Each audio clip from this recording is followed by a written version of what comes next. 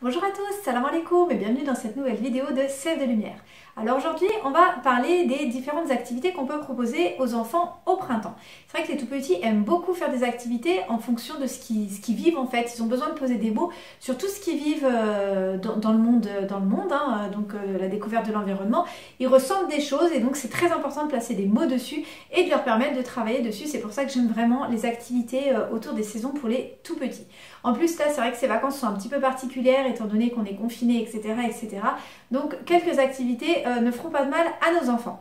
Avant de vous présenter ces 5 activités, ces 5 thèmes en fait à aborder surtout autour du printemps, je vous informe que mon pack d'activités Montessori liées au printemps est disponible toute la semaine à prix promo. Donc pour en savoir plus, je vous laisse vous rendre dans la description où je vous ai mis le lien.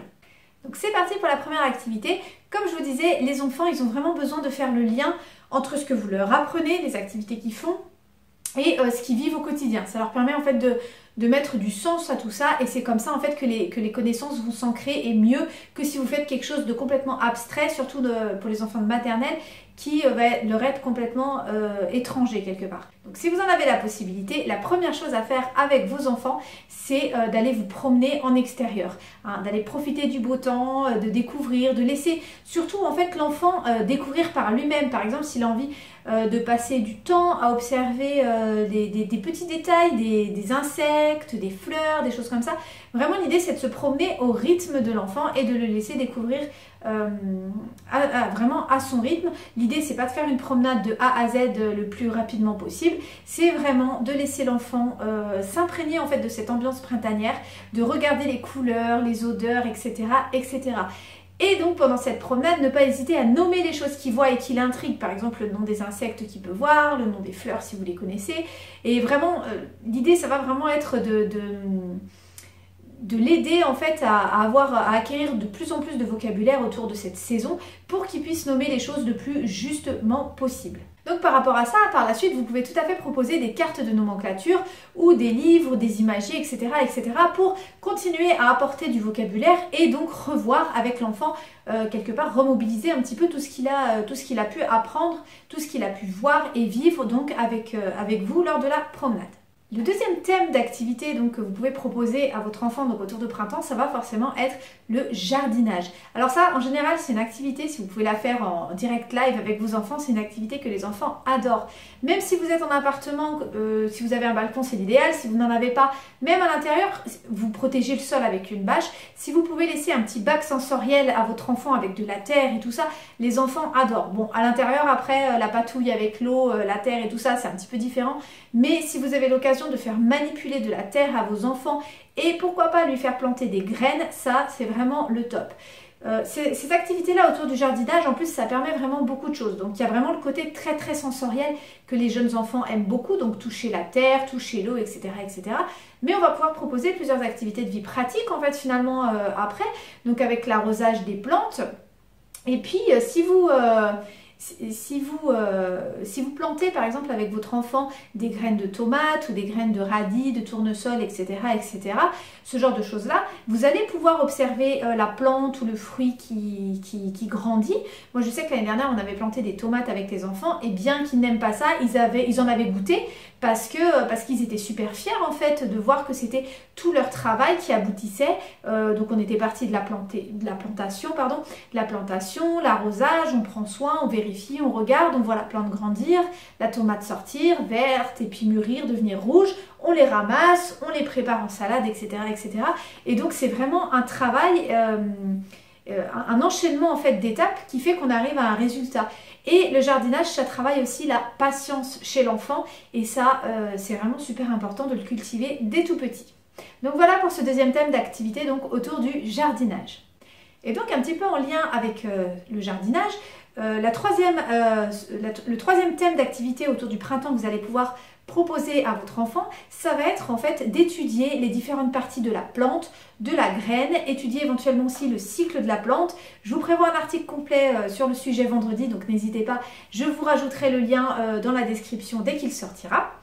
Donc, il y a une super activité pour les petits, c'est les puzzles Montessori, les puzzles de botanique. Donc vous avez le puzzle de la graine, le puzzle de la fleur, vous avez le puzzle de l'arbre et de la feuille.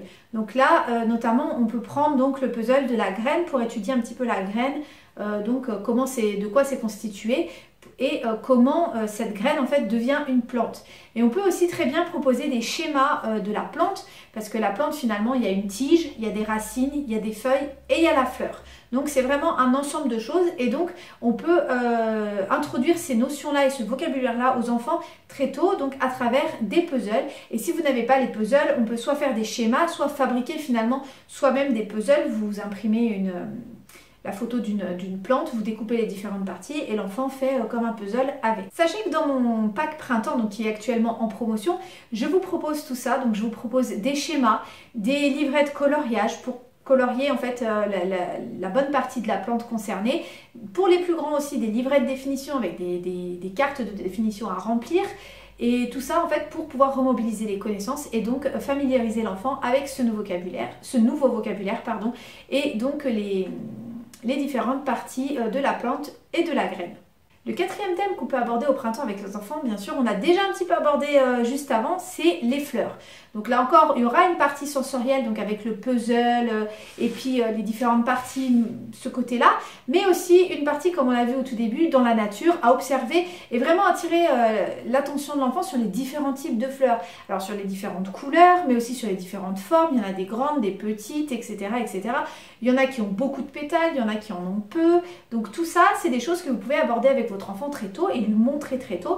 Et bien sûr, si vous en avez l'occasion et que l'enfant est passionné, vous pouvez là aussi lui apporter un tas de vocabulaire, donc avec des cartes de nomenclature par exemple, ou avec des imagiers, ou avec les fleurs que vous rencontrez, et lui apporter le nom de toutes ces fleurs. Et après, vous pouvez aussi très bien lui proposer des activités autour des fleurs, en fait, sans forcément lui apporter de connaissances, mais des activités pour trier les couleurs, pardon, je vais y arriver, de tri de couleurs. Donc soit vous prenez des vraies fleurs que vous ramassez et vous triez par couleur. Sinon, moi dans mon pack, j'ai aussi créé un fichier où en fait il y a des fleurs de couleurs différentes que l'enfant doit remettre ensemble.